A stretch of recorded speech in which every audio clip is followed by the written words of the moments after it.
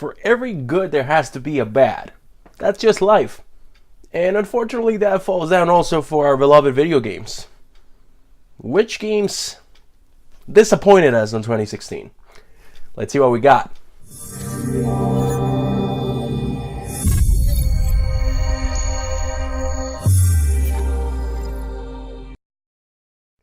Before I get started, I want to thank Professor Bill from Comic Book University for suggesting this topic, as well as Peter Kent from our YouTube subscribers. Thank you guys. This one is for you. And if anybody else has any suggestions about videos that they want to be done, send them my way. Jaboy will do his best to make them happen.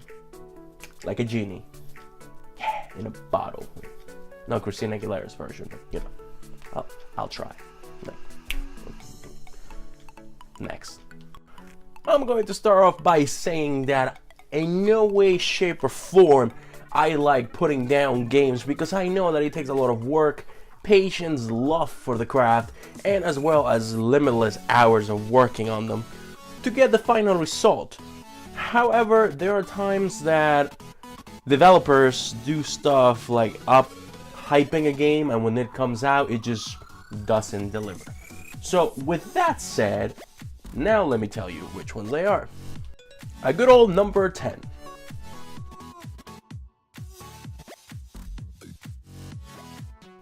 We are going to start our list not with a console game, but rather an app. I think you guys know where I'm getting with this. Now, before all of you out there come down to me for what I'm about to say, hear me out. At number 10, it's Pokemon Go.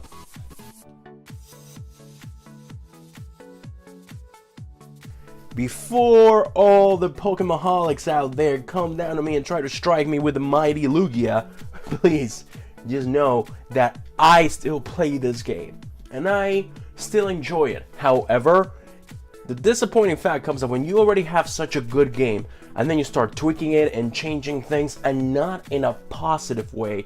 What you're doing is you're basically nerfing a game that when you released it already had some bugs, keep that in mind. But people were sticking to it because it was Pokemon. Who doesn't like Pokemon? If you are somebody who grew up with Pokemon, you're going to give the game a chance.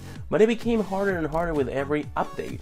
And they started making it more complicated for people to do easy things, such as catch Pokemon. They became really hard. And there's only so many Pidgeys and Rattatas that I can catch before I get bored. Not enough diversity. That's not how the Pokemon world works. So, Niantic, either step it up or step down. Sorry. A good old number 9.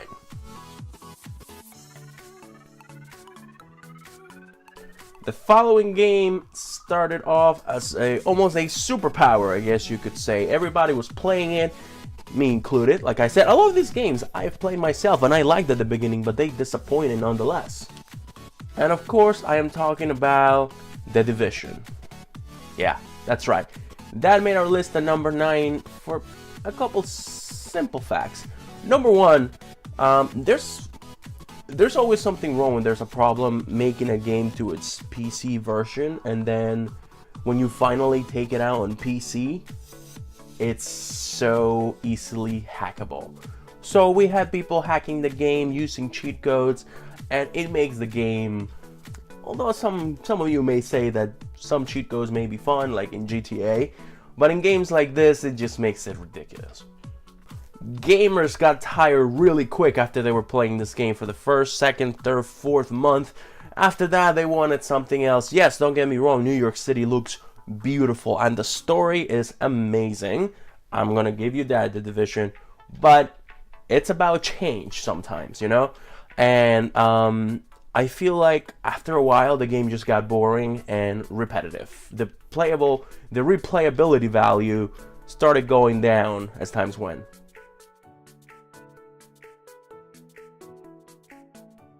At number 8,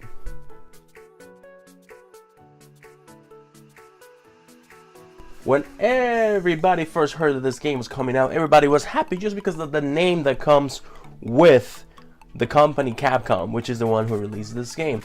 Of course, I'm talking about Street Fighter V. That's 5, not fight. I'm thinking of fighting, but it's Street Fighter V. You simply do not release unfinished games. There's a difference when you release a game and then it's complete, but then later you want to shove down our throats the DLCs. But when you release a game such as Street Fighter V, which everybody was waiting for, everybody was so anxious, like a little kid in Christmas, oh, Street Fighter V! But then you release it and it has more bugs than a freaking beehive. Come on. The online interactions were unfinished and horrible. There was no punishment for rage quitters or people who would just exit a game in the middle of it. No punishment at all. So the fun value decreased. They have patched a lot of this by the time this video is done. However, you already made your mistake. You make your bed, you sleep in it. I'm sorry, Capcom. You're kind of slacking. Resident Evil, that's all I'm gonna say. Clearly you could tell that they just wanted another Street Fighter game, because by putting that name on, it would be a money machine and money would come in. And that is what the fans don't like. I know I don't like that. If you're gonna give me something just because it has the name on it to shut me up and so that you can make money, I don't want it. Thank you very much. With unstable online services like Street Fighters, yeah, trust me, it was a pain in the...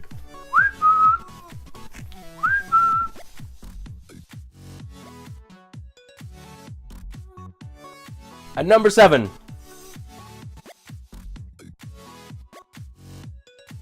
So here you are growing up as a huge fan of Mega Man. So you hear that one of the main people who was in charge of making Mega Man games is now making his own game. You're excited, you want more of it. You get shown bits and pieces of the game called Mighty Number 9, which looks a lot like a good old pal Mega Man. They start a GoFundMe page or a Kickstarter page. I think they're two different things, but you know what I'm talking about. So the fans give this guy money to release a game that we think it's going to be like Mega Man. But of course it's not. I mean, we knew that from the let-go. But you just have hopes, because that's what living is about, hoping. Turns out, nothing like Mega Man. The closest thing is that the guy wore blue on him. That was it. Gameplays were choppy, graphic design, even though we weren't expecting heavy rain, but graphic design was very low for the amount of money that they made in the Kickstarter project.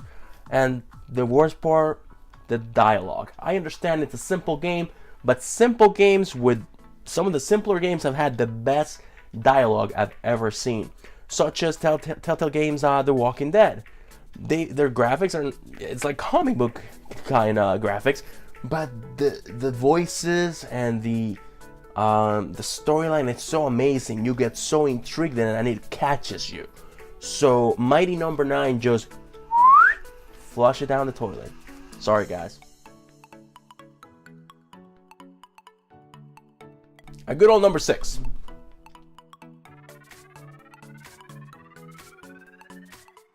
Heroes in a Half Shell, Turtle Power.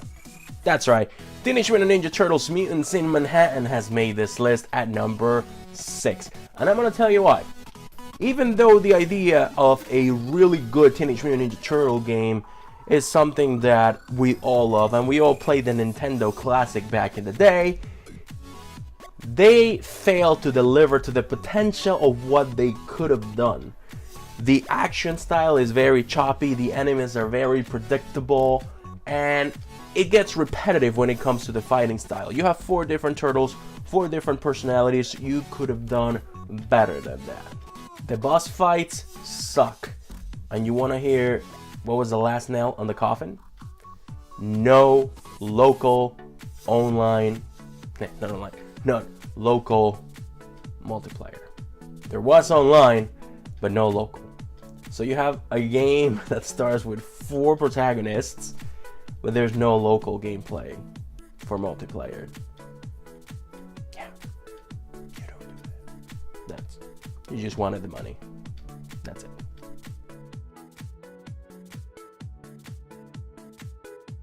At good old number 5.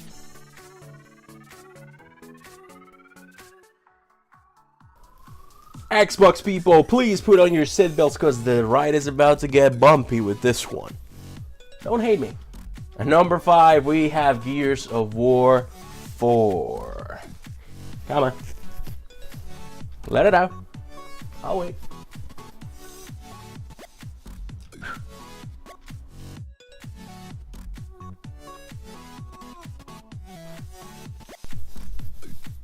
You guys are good? Okay, good. So now let me explain why. Another look at something that just wanted to cash in on the name. Gears of War. Oh, I'm gonna buy it. It's gonna be epic. Don't get me wrong, the graphics were great. On the Xbox One, it just looks fantastic. But it comes a time in a game when you've had 4 of them that all mechanics just seem outdated, especially if you started on the Xbox. Not only all mechanics, but really bad dialogue. I mean, this is a good game. It was supposed to be a good game. Why is your dialogue so bad? Why is your writing so mediocre? I'm sorry, guys, but I have to tell it how it is. And for those of you who have played the game and liked it, I apologize, but somebody's gotta do it.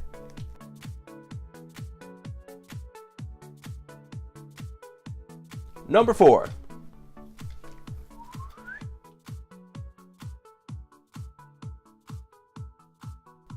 Who are you gonna call?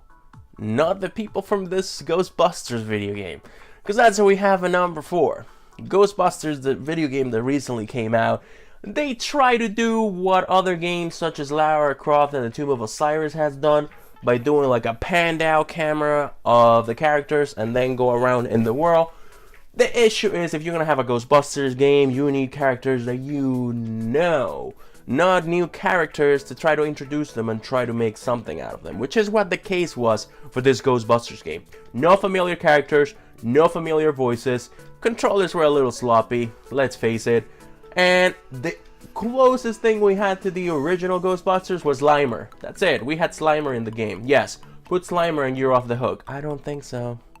The game was too short, the angles were horrible, and there was no solid storyline. So, I'm sorry Ghostbusters, it's just been a horrible 2016 for you, but I have to do it.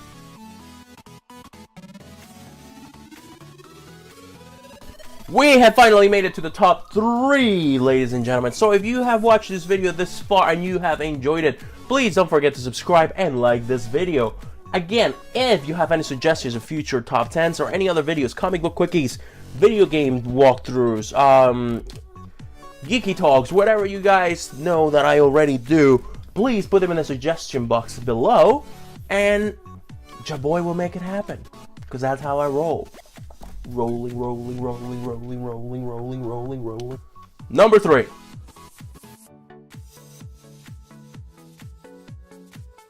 Here we are going back to you, Capcom. Okay. Sometimes it's okay. Sometimes to have that one formula that worked. And the only reason I'm saying sometimes is because I know in previous times I've said sometimes it's okay to change the formula. But in certain instances, when you already have the fans hooked by the mouth, when you already have them, don't make stupid games. Especially, see how upset I am? I can't even speak. But then again, I can almost never speak. Especially with franchises such as Resident Evil. When we heard that there was going to be a Resident Evil, the Umbrella Corp coming out, and we heard what it was going to be about, we were like, you know what, that sounds really familiar. Yeah, Operation Raccoon City much? That game blew ass. So you know what, let's do it again. Let's make a game kind of like it. Let's make it flowy. And by flowy, I mean the controllers are so freaking soft. You could be walking around and your guy goes through walls and stuff. The best thing about this game was the fact that they included levels from previous games such as Resident Evil 4, Resident Evil 1, Resident Evil 2, Resident Evil 3. But other than that, your games suck, Capcom. Please, just give us a remake of 2 and go on vacation or something. Alright? And please, do something good with 7. I just can't. I'm gonna go home. I am home, but I'm out. This is ridiculous. I'm a huge fan of Resident Evil, so stuff like this really, really, really irks me. Bad controllers, horrible story, no story, and then the online a little choppy, I'll pass. And I played the demo at New York Comic Con the year before it was released. And since that day, I didn't have high hopes, but I was hoping that they could change my mind, but they didn't. They did not.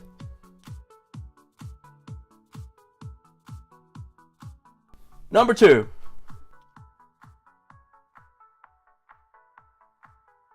For big fans of this foxy creature who flies his own plane through space and kicks ass, we were really happy when we found out that Nintendo announced that we were going to have another Star Fox game. Star Fox Zero, it's what I'm talking about.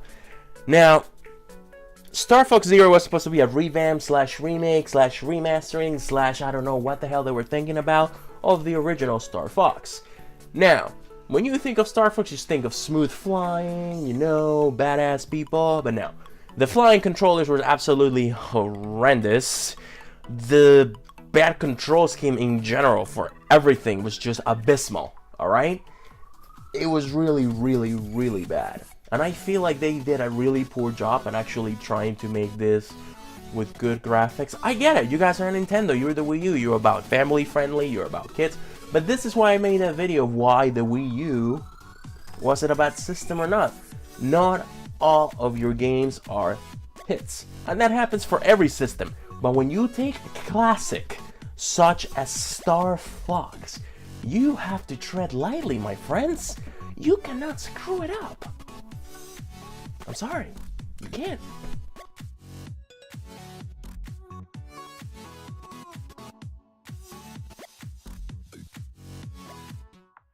We finally made it to number 1 in our list. What could it be? Do you guys think you know?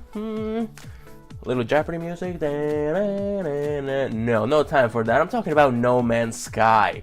That is our number 1 in this list of most disappointing games of 2016. Why do I even have to go into it? Huh? They're liars. They promised us something that wasn't there. False advertisement to make money off of us. As it is, we're poor, alright? We have to save some money so we can get your games. And then you come out with a day 1 release that it's supposed to be nice and pretty and it comes with all these beautiful things. But guess what? Your game was not what you promised. Very repetitive, going through space, finding minerals, getting fuel, upgrading your ship, repeat. Getting minerals, getting fuel, upgrading your ship, repeat. As good as the idea sounded on paper and maybe on trailer when we first saw it, we got gypped. And I know some of you guys got the first day edition, for which I'm so sorry that you guys did that. There was a lawsuit against the creators of this game, for God's sake. I mean, what does that tell you? Very repetitive. You were supposed to be able to find other people, but you didn't. Even though maybe the space fighting was cool, it's just not enough, guys. Not enough. But what do you guys think about this list of the top 10 worst or most disappointing games of 2016?